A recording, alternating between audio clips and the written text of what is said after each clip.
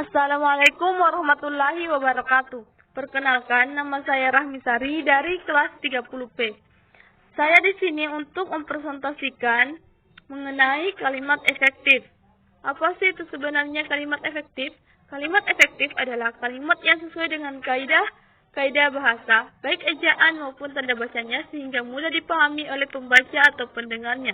Jenis-jenis kalimat efektif. Yang pertama, kesepadanan adalah keseimbangan antara gagasan dan struktur dan bahasa yang digunakan.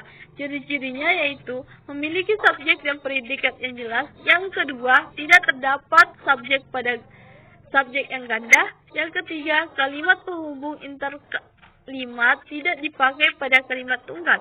Yang keempat, pada kalimat tidak didahului oleh kata yang. Contohnya, dalam menyusun laporan itu, saya dibantu oleh para dosen.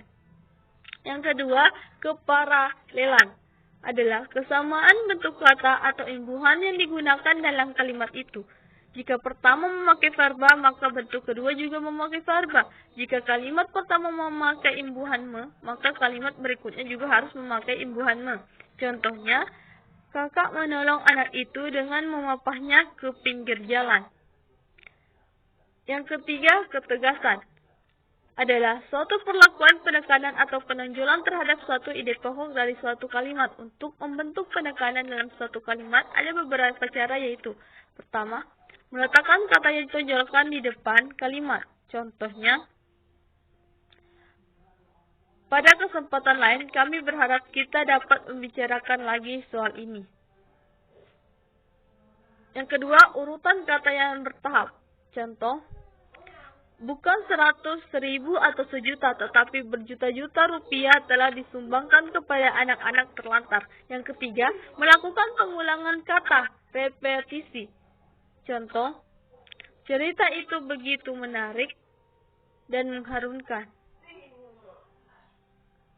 Selanjutnya, melakukan pertentangan terhadap ide yang ditonjolkan. Contoh, anak itu bodoh tapi pintar.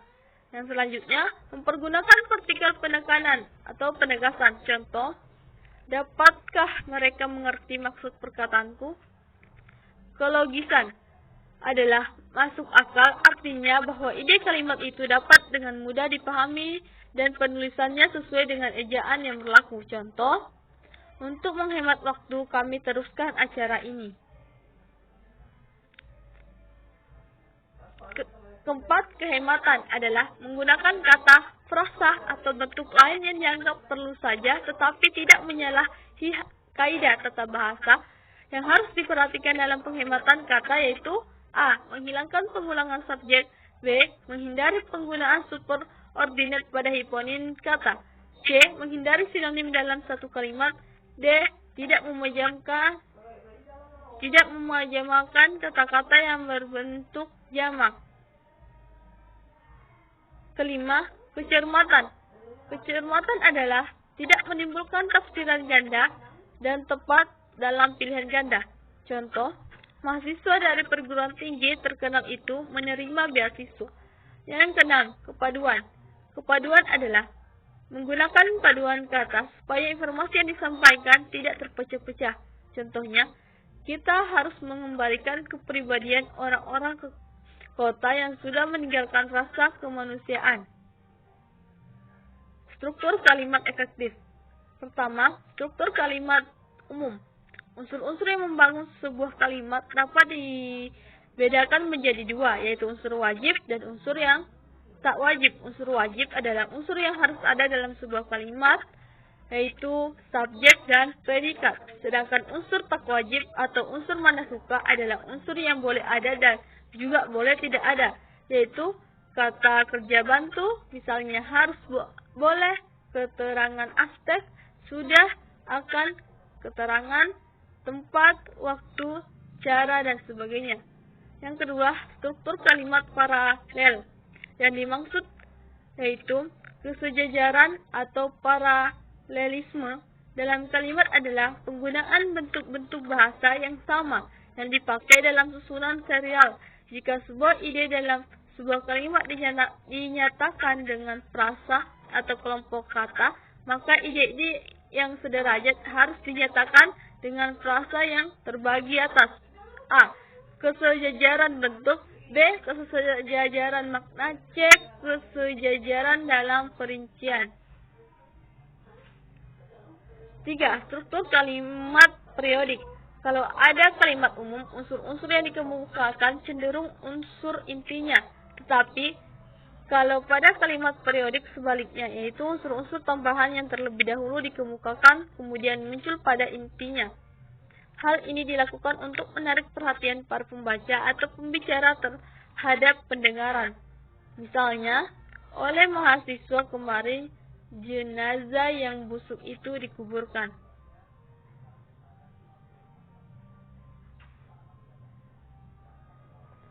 Ciri-ciri kalimat efektif. Ciri-cirinya yaitu pertama kesatuan, yang kedua kehematan, yang ketiga penekanan, dan yang keempat kevariasian. Kesatuan atau unity.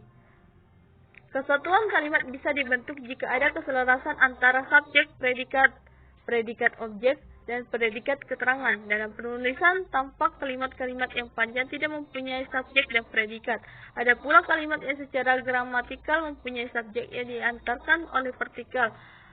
Hal seperti ini hendaknya dihindarkan oleh pemakai kata agar kesatuan gagasan yang hendak disampaikan dapat ditangkap dengan baik oleh pembaca.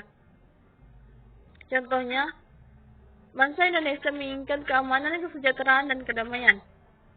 Yang kedua, kehematan atau ekonomi adalah adanya hubungan jumlah kata yang digunakan dengan luasnya jangkauan makna yang diacu. Sebuah kalimat dikatakan hemat bukan karena jumlah katanya sedikit, sebaliknya dikatakan tidak hemat karena jumlah katanya terlalu banyak. A. Mengulang subjek kalimat. B. Hiponim dihindarkan. C. Pemakaian kata depan dari dan daripada. Itulah ciri-ciri dari kehematan. Yang ketiga, penekanan atau emphasis. Ciri-cirinya yaitu pemindahan letak frase.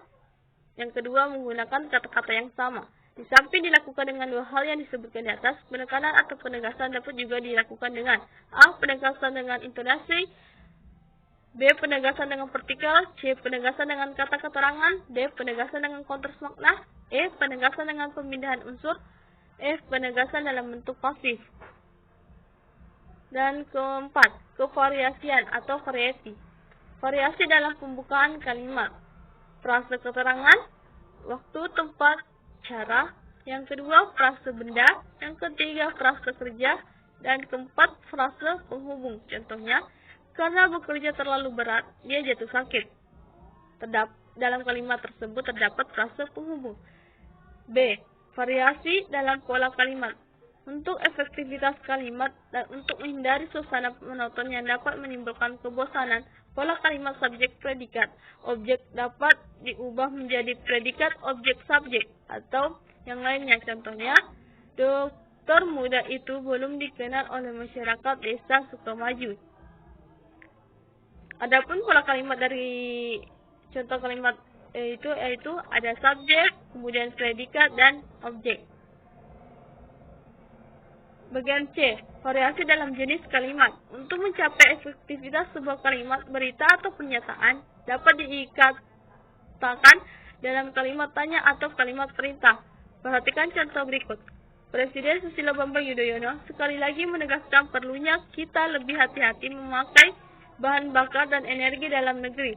Apakah kita menangkap peringatan tersebut? Yang selanjutnya bagian D, variasi bentuk aktif pasif. Perhatikan contoh berikut. Pohon pisang itu cepat tumbuh, kita dengan mudah dapat menanamnya dan memeliharanya. Lagi pula kita tidak perlu memupuknya, kita hanya menggali lubang, menanam dan tinggal menunggu buahnya. Bandingkan dengan kalimat berikut. B. Pohon pisang itu cepat tumbuh dengan mudah, pohon pisang itu dapat ditanam dan dipelihara. Lagi pula tak perlu dipupuk, kita hanya bisa menggali lubang, menanam dan tinggal menunggunya.